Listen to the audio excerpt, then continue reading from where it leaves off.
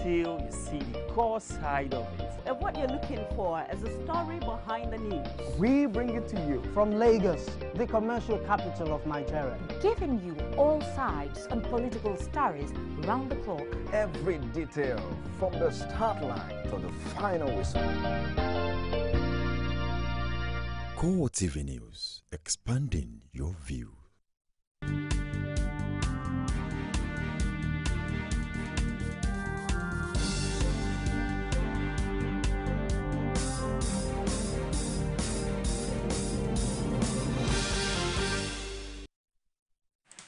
Welcome to Core TV News on the Hour. I am Martins Dixon.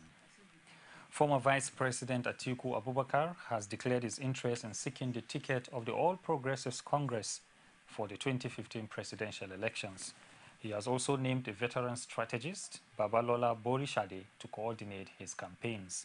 Atiku's media advisor Garba Shehu disclosed this in a statement made available to journalists in Abuja. He added that the former vice president will formally declare his intent and unfold his plans on Wednesday, September the 24th. National Assembly members have resolved to meet with President Goodluck Jonathan over renewed Boko Haram attacks in the northeast. The decision was taken at a 5-hour-long closed-door meeting in Abuja between the Senate and House of Representatives Joint Committee on Defense and the Chief of Defense Staff, Alex Badi. Chairman of the Senate Committee on Defense, George Sekibo, reveals after the meeting that the Chief of Defense Staff insisted that the armed forces were in control of the security situation in the region. He added that the defense chief dismissed recent claims that the insurgents were in control of several towns. Sekibo says the parley with Jonathan will come up after the committees had reported the outcome of the meeting to their respective chambers. His House of Representatives counterpart, Bashir Adamu, revealed that 300 billion naira, not 1 trillion naira, was budgeted for the military this year. He, however, noted that 75% of the amount was for recurrent expenditure. The lawmakers called for more funding of military operations, adding that the meeting with Jonathan will center around the funding needs of the armed forces. The Northern Elders Council, led by a former advisor to a former President Shehu Shagari, Tanko Yakasai, has lauded the Jonathan administration's efforts at tackling the security challenges occasioned by the activities of the dreaded Boko Haram sect in some parts of the north. The body expressed optimism that the efforts of the administration in managing the security challenges will be sustained if the President and Vice, Namadi Sambo, continued in office beyond 2015. They also warned politicians and northern leaders against any inflammatory statements that was capable of destabilizing the corporate existence of Nigeria. Meanwhile, a former Inspector General of Police, Gambo Jimeta, emerged the chairman of the Board of Trustees of the Council. Gambo, in his acceptance speech, says the Northern Elders Council will be committed to the peace, progress, unity, and the territorial integrity of Nigeria. Indigenes of Bayelsa State and Abuja have called on President Goodluck Jonathan to declare his intention to contest the 2015 presidential election. They say the Jonathan administration has done enough since 2011 to earn a second term. The group also wants Nigerians to rally around the government in its bid to tackle insurgency in the northeast region. Establishment of Amajiri schools in northern states, which is a trailblazer. You can observe that the Amajiris have been existing for long, but no one, no president, no head of state have been able to cater for the Amajiris. They see them going hand in plate, begging for money. But he looked at it and said, no, the gap between the educated and uneducated should be bridged. He set up schools for them. If you are conversant with an NTA program, advert, where a child whose father was about being cheated, but because he attended this Amajiri school, he was able to count money and tell the father the truth. That is an achievement. Despite distraction, the president is fighting courageously the menace of insurgency in the northern part of the country. We wish to commend the Nigerian military for its doggedness in tackling the insurgents. And this is a challenge to all Nigerians and to our collective existence. Our heart goes to the parents of the Chibok girls, schoolgirls, adopted by the terrorists over 3 months ago. It is a trying time for them and the nation as well. We demand for their immediate and unconditional release by the adopters. We wish to also commiserate with families of those who lost their loved ones in the course of the terrorist activities. Determined to wrestle power at the center from the People's Democratic Party at the 2015 general elections, the All Progressives Congress has vowed to use the power of votes vested in the people by investing heavily on people's-oriented programs. This is the highlight of the APC's Southwest Assembly held in Ibadan. Omotayo Alo was there and filed in this report. The atmosphere was that of cordiality and pleasantness as members of the All Progressive Congress in Southwest gathered to strategize for the party's victorious showing in the 2015 general election. Rauf Aregbesola, who recently won the Osun State governorship election, charged party members to develop a template for bringing governance to the people, while making sure that cooperation within the party ranks is regarded paramount. He called for the review of the party's winning strategies to meet current realities. Our greatest strength against the plans of our opposition in this region and even Nigeria are who? The people. Our programs, our policies, our activities, our campaign strategies must all be geared towards satisfying, mobilizing, inspiring the people. For the parties aspiring for various 2015 elective positions, Governor of Oyo State Abiola Ajimobi encourages them to be ever focused on people-oriented programs and pay less attention to the opposition's party's propaganda. All the party's stalwarts lend support to the governor's position. APC, as a party, we believe we will win in all the states that we are contesting, and that is the 36 states plus Abuja. We are going to win, and we will win the presidency. At this time, we have to close ranks. Those people that are having issues, we have to close ranks.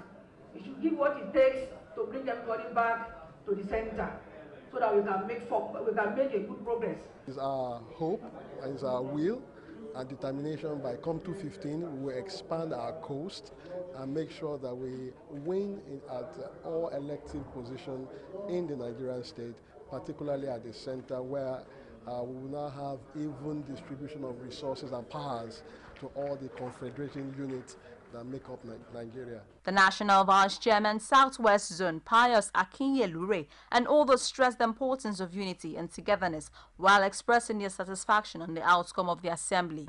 We've been able to discuss our performances in the past and able also to reposition ourselves for the jobs ahead.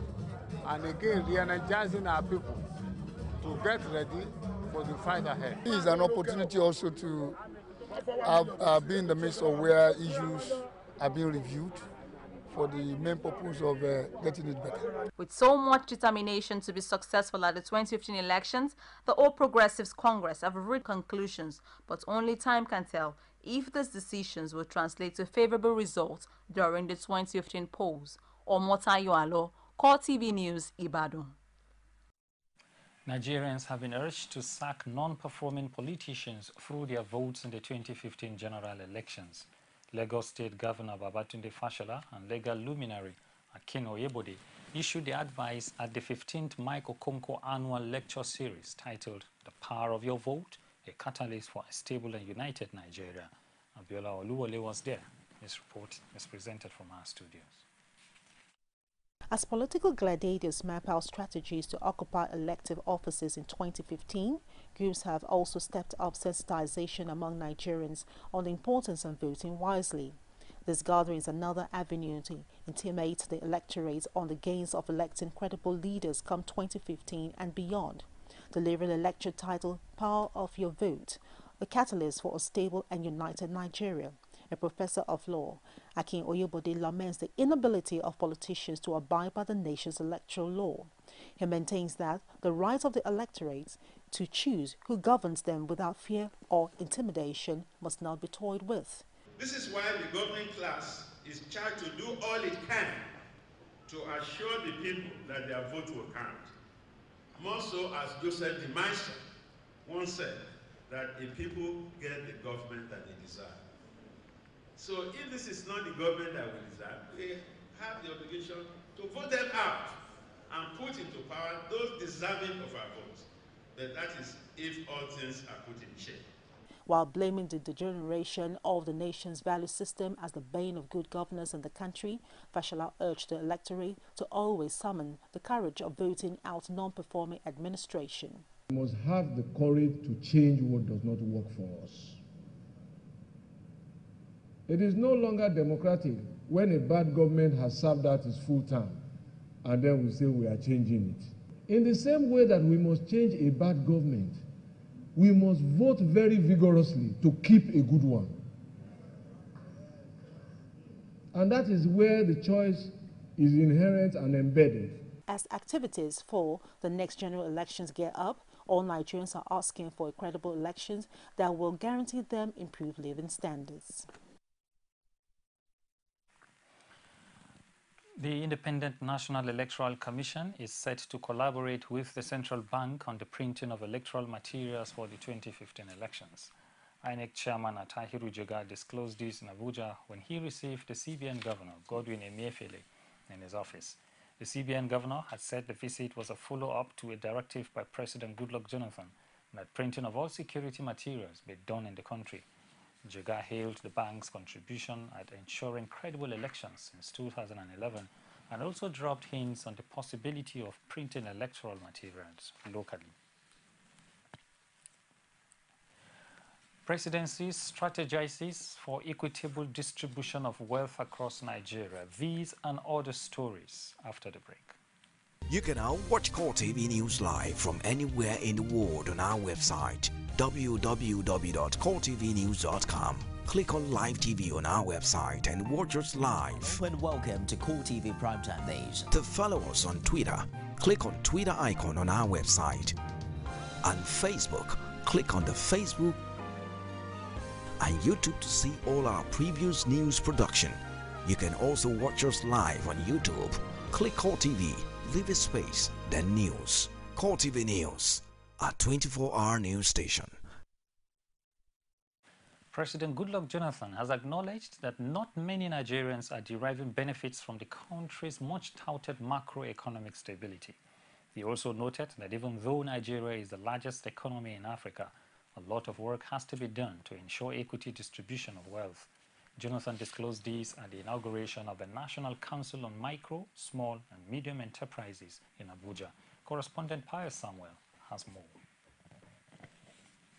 The event is a follow-up to government efforts to empower small business owners.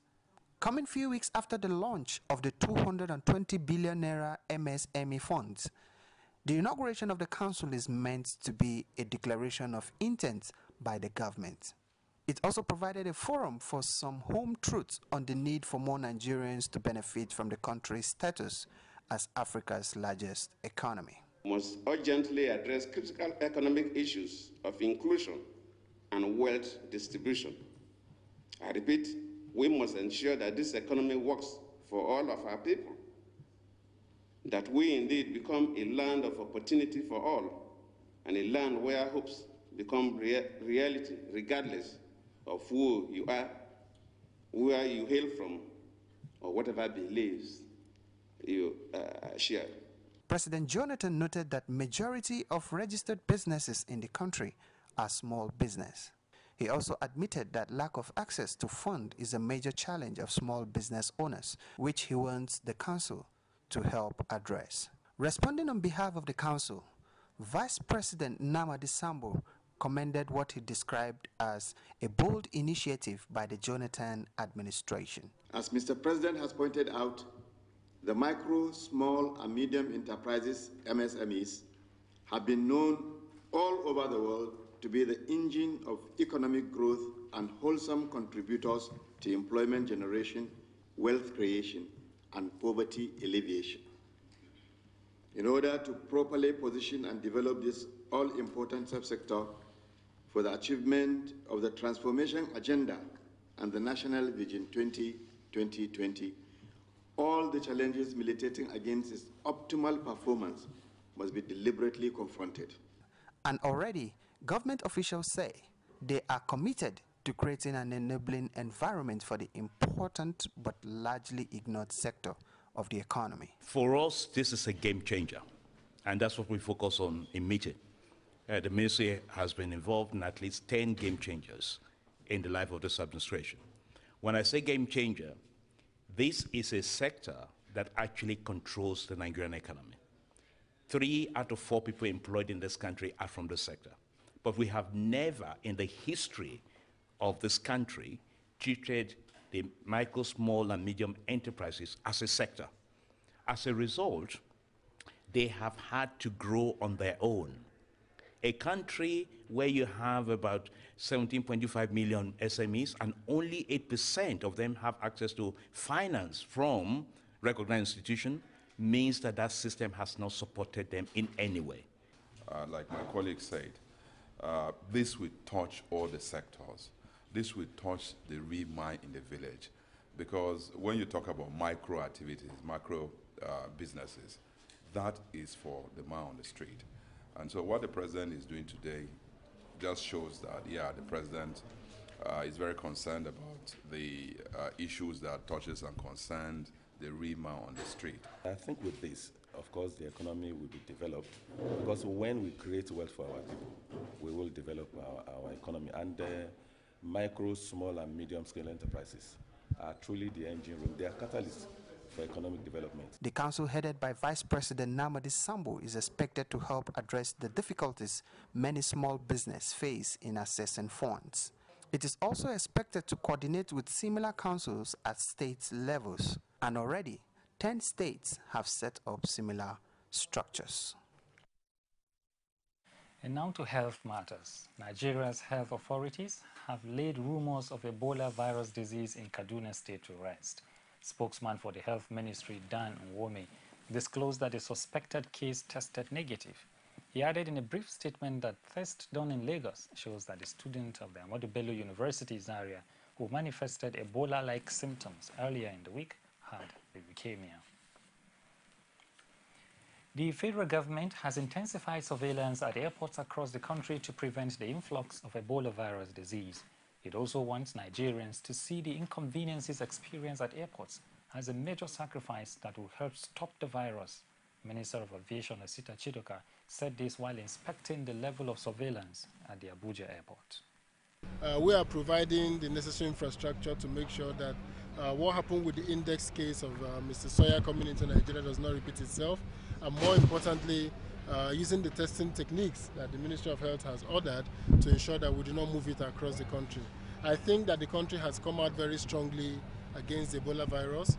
I think that there has been tremendous support and tremendous concerted effort led by the President in the event of the Ebola, and I think it's fairly under control. What we need to do is to continue to call on Nigerians to continue to support government's efforts in making sure that we do not have the spread of the disease beyond the index case that has been the one that has spread all these problems we have in Nigeria so far. The World Health Organization says more than 1,900 people have now died of the Ebola virus in West Africa, warning that the world's worst ever outbreak of the disease is still gathering pace. Global health experts have stepped off their warnings in recent days that world leaders need to do more to address the epidemic, which is most prominent in Guinea, Sierra Leone, and Liberia. The latest toll represents a significant increase from the 1,552 deaths and 3,069 cases reported by the Geneva-based organization just days ago. The number of deaths is higher than the total fatalities in all previous outbreaks combined. Senior United Nations System Coordinator on Ebola, David Nabarro, says the number could rise even higher. Nabarro says he hoped that the global response to the health crisis will soon bear fruit, especially in hardest hit countries. Still on the Ebola matter, about 200 experts met in Geneva to debate experimental treatments for the Ebola virus as the world's worst ever outbreak rages in West Africa. The meeting was organized by the World Health Organization and include policymakers, ethicists, clinicians, researchers, and patent representatives from affected countries. The meeting aims to review and evaluate the current developments of therapies and vaccines for the virus. inform authorities of affected countries about treatments available, and ease contacts between countries affected by the disease and countries producing treatments.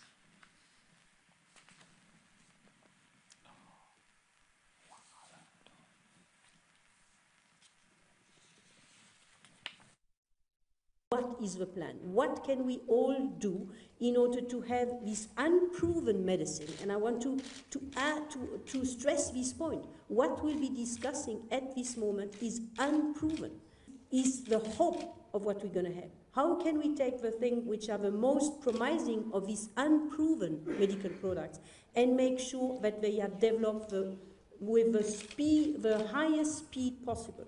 So develop in terms of getting them to registration and develop in terms of putting them in the treatment center as much as possible in order to make a difference in the life of people. Then we will go into the plan, from the plan to what support is needed from everybody, from governments, from funding agencies.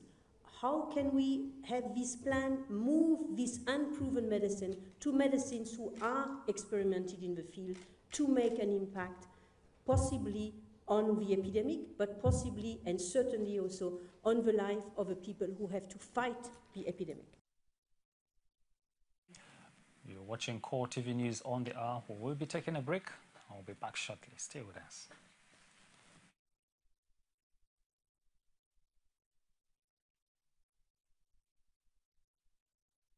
Glad to have you join us on another edition of The Political Arena, the most detailed and incisive political show. If you are a sitting governor and the opposition is able to stomach structure against you, that means you are wicked to the people.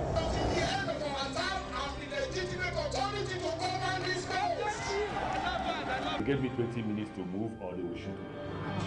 He has no chance for survival.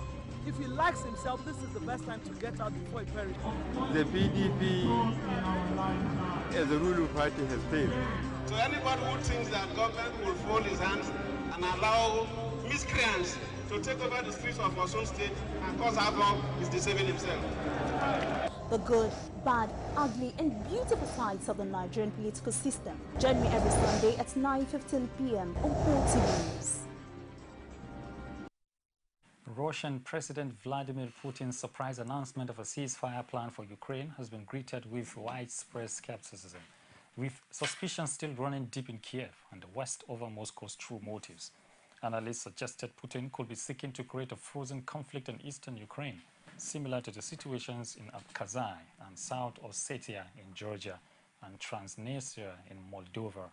Putin's aim, some analysts believe, is to keep Kiev's pro-Western leaders permanently off balance, thwarting their drive to join NATO and keeping eastern Ukraine's huge industrial base dependent on Russian trade. The timing of his announcement appeared designed to help off possible new Western retaliatory measures over what Kiev has branded a direct invasion by Russia. Kiev and the West reacted with alarm after NATO reported last week that Russia had funneled troops and heavy weapons to support pro-Kremlin rebels in a counter-offensive that has significantly turned the tide of the 5-month conflict. And this is where we draw the curtain on this hour. Join us on top of the hour for more in-depth news and reports. I am Martin Dixon. Do have a blissful day.